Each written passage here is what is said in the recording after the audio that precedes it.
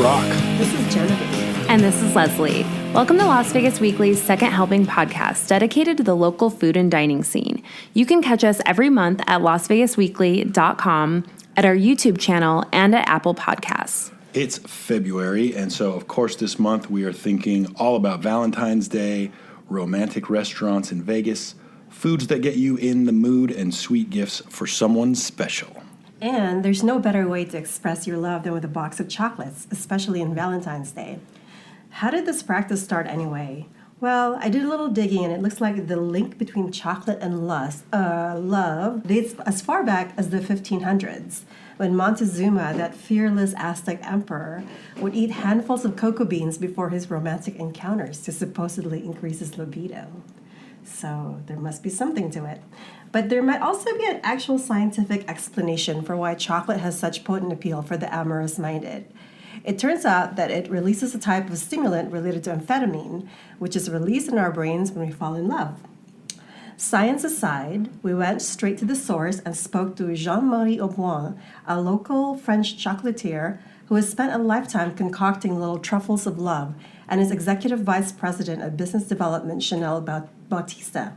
They have a lovely showroom in Harmon Avenue, and they actually make all their chocolates on site, from the beans to the finished product. You still have time to get your loved one a box, and this place doesn't disappoint. Why chocolate for, say, Valentine's Day? Maybe you can speak about that. Like, why? Because chocolate is sexy. And sexy, why? Because it's not because just we're going to put a little bit of red on it and have a nice box. It's because of the texture. It's something warm, which is when it's melting. For example, the smell is something very very interesting, and the texture, for example, when it melt in your mouth, for example, is something very very feminine on the and it's certainly for that. Actually, Valentine's Day with all the chocolates, and after that the heart and the shape for that. I think chocolate is healthy, of course, depending the quantity we're gonna eat. But it's also something that you can share with someone. I think that's something that we found with, or we learned with American Airlines. They bought a 21-piece box that was a destination box, and it was designed with 21 different flavors in correspondence to the destination. But what was so unique about that box was it's shareable. You taste something and it's an experience, and you say, oh, I'm going to taste this, and then you share it with someone and you say, what do you think? Well, did you like that flavor or did you like this? It's something to talk about. It's something to conversate about. It's something, Yeah, I think it is true. It's something that you share. It's based on the texture, a little bit of course, the packaging, but there's a different way to do testing with chocolates. Can be with alcohol, for example, which is a regular chocolate. But after that, yes, boxes for Valentine's. We always also try to work on flavors that they are a little bit more interesting and a little bit more, a little bit more sexy. Which is that's the way chocolate works. And because there's a little bit of magic behind that, it's. Everybody loves chocolate, usually. Right. Can be dark, can be milk, can be white. And especially the white chocolate and the milk chocolate have been created for women, technically, at the beginning, for women and kids. And becoming actually something very addictive. It's what they say, addicted to love sometimes, which is addicted to chocolate. It's a little bit the same, because it's very addictive. You eat a little bit and you want a little bit more and a little bit more and a little bit more. And that's certainly... play a role on the Valentine's magic behind that. It definitely sparks something in the brain. Yes. A little bit, right? A lot of it is like maybe a memory from childhood, or and then flavors. Yeah, flavors, memory. Also, when we a little bit down, for example, we're a little bit. I'm not going to say depressed, but challenges. It's proven that people actually try to get some chocolate because there's tannins inside. There's different actually ingredients and that make you feel better. It's not going to change the problem anyway. It's not magic like that, but it's make you feel a little bit better and say, you know what? It's a moment of pleasure.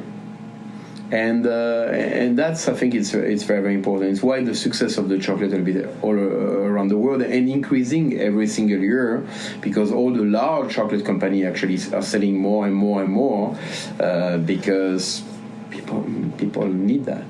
With Valentine's Day right around the corner, I stopped by the new Garagiste Wine Merchant downtown so I could find the perfect wine for a romantic evening.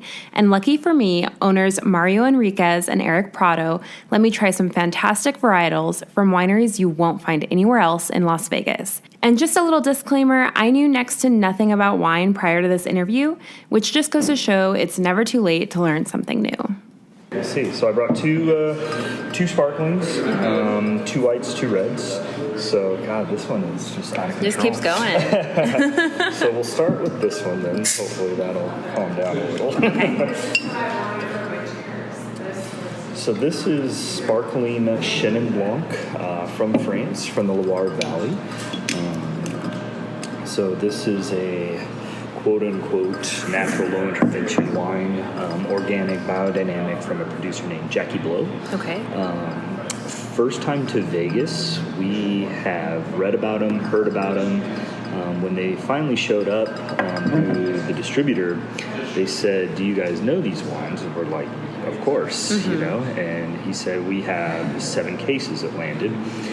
And we looked at each other and we immediately were like, let's take all 7. Nice. And he was like, I don't know. We're like, just try. So, and then 3 days later, all 7 showed up. Wow. So we're the only place in Vegas that has this wine.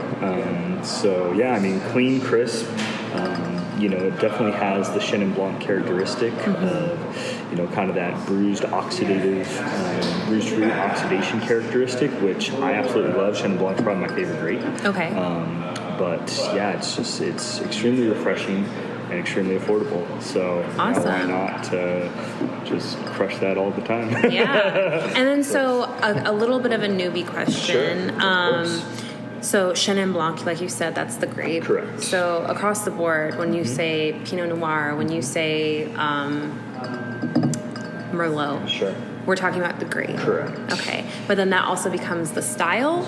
Not necessarily. Okay. Because grapes can take on a number of different styles depending on multiple factors, whether it be the climate in which they're grown, whether it be the winemaker's hand in the winemaking process. So there's a number of factors that involve, and like most things in wine, it's not so cut and dry.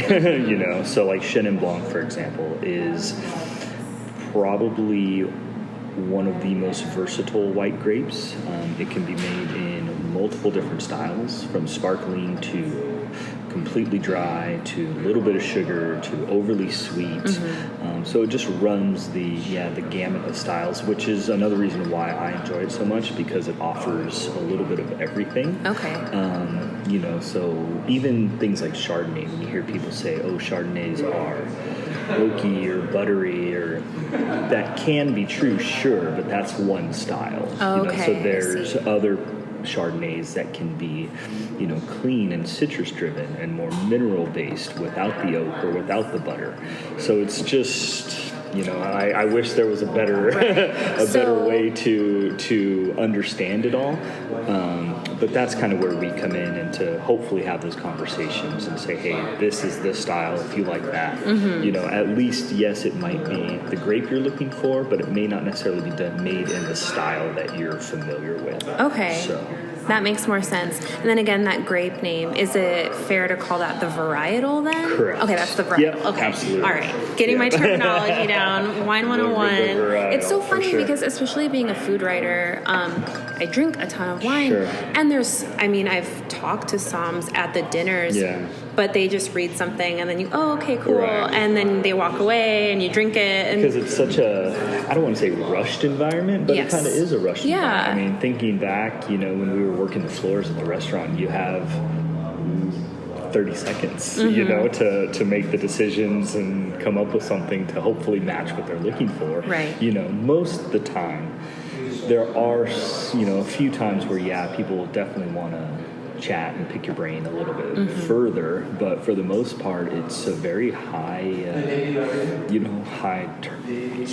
turnover, high I don't want to say pressure situation, but it's just super fast paced. Right.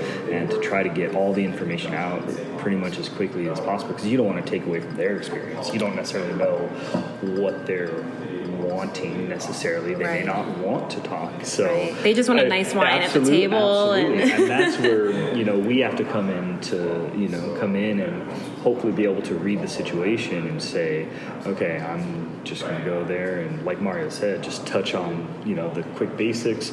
Or if they want to chat, then yeah, we can get as nerdy as they want, hopefully. So, awesome. But there's a lot of information out there, and we're never going to know it all, but I like to think that we know a fair amount. So hopefully we can share a little of it. So cool.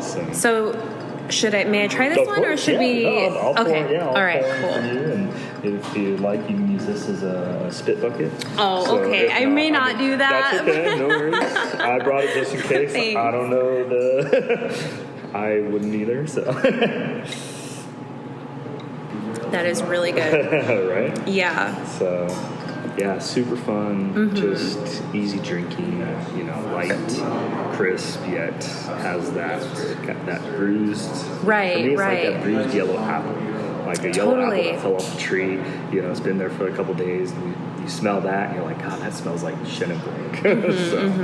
And then, so I know another thing that people, a lot of people who are like I said, not super into the wine world, don't realize that Champagne is the region in France. Correct. So would people incorrectly often mistake this for a Champagne? Absolutely. Okay. So, and, it's not necessarily for us to quote unquote correct them. Right. So, but you are correct in saying that, Champagne can only be labeled Champagne if it comes from that region, Champagne, France. Everything else would be considered a sparkling wine, regardless if it comes from France somewhere else, the United States, wherever else it might come from. It would just be kind of classified as a sparkling wine, or it could be classified as the sparkling wine of the area it comes from. So like in Italy, there's Franciacorta, which is sparkling wine from Franciacorta, made in the Champagne style. Right. That's where it gets a little tricky. Okay. So, and is Chenin Blanc always sparkling? no. Okay. No, runs the style. Like you said, okay. Got it. All right, see, I'm learning. It's fun when it's sparkling. Everything's more fun when it's sparkling, right? And then, I agree with Mario. I'd definitely have something sparkling on my desert island. Gotcha. They are just fun. Yeah, and they're not always, meant for celebratory. People kind of forget that it's still wine, and you could enjoy sparkling wine throughout the meal. Not just, celebratory, let's start with that. So, I mean, definitely a great way to start, great way to finish, but it could definitely work with the meal throughout. Sure. So the second one is... This is called a pet nat, also known as Pétillant Natural. Okay. So basically it is a single fermented sparkling wine. So when champagne goes through a second fermentation in the bottle, this only gets fermented one time. So when you said kind of kombucha-ish, you're not wrong in that the similarities are there. I mean, even if you taste it, you'll be like, oh, it kind of does taste like that as well. But, I mean, this is a style that has been made for hundreds and thousands of years before the champagne method even came about. Oh, wow. So these are... very ancient styles of winemaking that are, kind of coming back into play, and they're just fun, and typically they're lighter and lower alcohol and just fun to drink. So this is Pinot Gris. The producer's name is Commune of Buttons. It actually comes from Australia. We, of course, want to do everything we can to support Australia right now. So, absolutely. It's devastating what's going on there. So anything we can do to help, and the wines coming out of Australia are fantastic. So, so if you want to, it sees a little, time on the skin. That's how it gets kind of that orangey color. Okay. So all the color in grapes lie in the skins. So the more time it sits, the juice, the more color it will extract. Okay. So even reds, the darker they'll become. Whites, they'll become more orange and copper type colors. So, because all juice will be clear, it's all the skin contact. Okay, wow, I had no idea. So, yeah, so see what you think on that. Kind of kombucha. Yeah, it has that kind of like tart, not like vinegary like I was expecting, because when you said it was a little similar, I expected, that kombucha like hits you in the face with like. But it definitely has kind of that sour. The sourness almost to even it. like a sour beer. Yeah, very much so. You definitely can get still that fermentation kind of process kind of happening still. So they're all natural. So there is going to be a lot of sediment and yeast and things at the bottom, which is not bad. People get turned off by that, but that's. It's all nature, it's all agricultural products, and it's part of it. It's just. I like seeing the sediment. Like you said, I feel like it's going to be not always, but could signify a fresher product. Sure. And the scent too. You really smell kind of that. Almost that like funkiness that you get with like a kombucha or something that. I don't want to say it's been fermented because it's all been fermented, but you know what I'm trying to say. Okay, and then what was the style or this varietal called again? This is Pinot Gris. Pinot Gris. So same grape as Pinot Grigio. Okay. Just Pinot Grigio comes from Italy. Okay. Pinot Gris is the grape name that they use in Australia, France, United States. So it's the same grape, just different. Different location. And then you said pet nat. And so what is?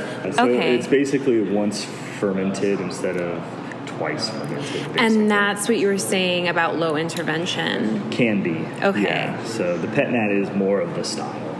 Okay. So, the lower intervention is basically the winemakers doing minimal, very, very minimal to the grapes, to anything, typically no herbicides, pesticides, things like that. They're not fining or filtering, so it's not clear. They're not adding any, chemical yeast strain. They're using just the natural yeast that the grapes have on them.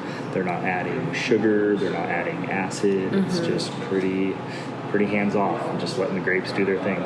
It seems like a very traditional way. Absolutely. So cool. Wine's been around for thousands of years and made pretty much like that. So, it's just for the long, for the last 50, 60 years or so, everyone's been accustomed to the conventional style, which there's absolutely nothing wrong with that. The classics are the classics for a reason. But I don't think we should turn a blind eye to the traditions as well. Sure. So we did go on to sample a few more wines, all which were unique and delicious in their own right, but my favorite was definitely the Pet Nat Pinot Gris by Commune of Buttons. Brock and Genevie, do either of you have a favorite wine? Well, I'm actually more of a whiskey drinker than a wine drinker. Okay. But I think I'm going to visit this place so I can learn a little bit more about wine. It never hurts to learn. That is true. Yeah, I don't really have a favorite grape. I like French wines and I like Spanish wines, and I'm always trying to find, something that's not just, let's have a glass of Cabernet or something like that. So it sounds like this is the perfect place to go try something new and get a little more direction and ideas from people who know what they're talking about. Definitely. It's super approachable and they're really fun and they know so much. They're so knowledgeable. So definitely check that out. No matter what your favorite style of wine is, I definitely recommend heading to Garagiste before Valentine's Day to find something for your special someone. Again, big thanks to Eric Prato and Mario Enriquez for having me in for a tasting. I definitely learned some things I can flex at my next dinner party. So, of course, Las Vegas Weekly has an article about great Vegas restaurants, perfect for a Valentine's Day date, that you need to check out before making your reservations this year. You might want to pause this podcast and head to LasVegasWeekly.com right now and take care of that. But we're going to give you some additional options right now, compliments of the Sexy Second Helping Hotline. That's right, stop laughing. We have our very own hotline just for romantic restaurant recommendations, and the only people who have the number to call in are the hottest entertainers on the Strip, the singers and dancers, and frequently scantily clad performers of female and male review shows. Let's ask these wonderful people, where we should eat on Valentine's Day. Hi, Las Vegas Weekly. This is Lorena Peril from the show Fantasy at the Luxor.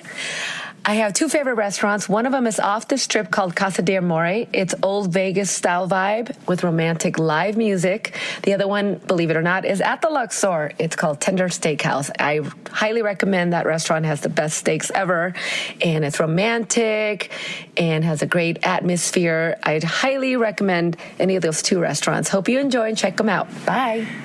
Hey, Las Vegas Weekly. This is JoJo from the Crazy Girls at Planet Hollywood. My favorite romantic restaurant is Rayos Italian, located in Caesar's Palace. I love Rayos because Italian is my absolute favorite, and they definitely do it right. They have a huge variety, and my favorite thing is the meatballs. The atmosphere is also very romantic and perfect for date night. Hi, Las Vegas Weekly. This is Ryan Worley with Chippendales at the Rio, and my favorite romantic restaurant in Las Vegas would have to be the Voodoo Steakhouse. It's at the very top of the Rio, so the view of the strip is just amazing. And the last time that I went there, the service was amazing. I got the sea bass and I got the lobster bisque, and everything was just delicious. It's definitely a place that you have to check out. Hi, Las Vegas Weekly. This is Nina from X Rocks at Bally's. My favorite romantic restaurant in Las Vegas is Hugo's Cellar because I love the old Las Vegas style. Hi, Las Vegas Weekly. This is Olivia from X Country at Harrah's, and my favorite romantic restaurant is Herbs and Rye because the food is delicious, the cocktails are incredible, and I love the environment. It's dark, and it's romantic, and it's a great place to take a date. Hi, Las Vegas Weekly. It's Caroline from X Burlesque over at the Flamingo. My favorite romantic restaurant in Las Vegas is Andiron. It's over at downtown Summerlin, and even though it's a big place, it still feels intimate. The way they've decorated it, it's a lovely setting. I love the service, and the food is amazing, so go check it out. It's time to wrap up this edition of Second Helping with the best things we ate this month. Other than a ton of chocolates at Jean-Marie Auboine, the salted caramels were especially unforgettable. The best thing I ate this month was the branzino at Mayfair's Supper Club. I know the three of us have been there, and we can probably do a whole podcast on this alone, from the food to the entertainment to that spectacular view of the fountains. But I'm going to single out this dish as my favorite thing this month. It's the branzino at the Supper Club. It's actually prepared very simply, just crusted on top with garlic and salt, but the texture was just about perfect. This is exactly how I like my fish prepared. Simple enough so you can taste the freshness of the fish. Leslie, what was the best thing you ate this month?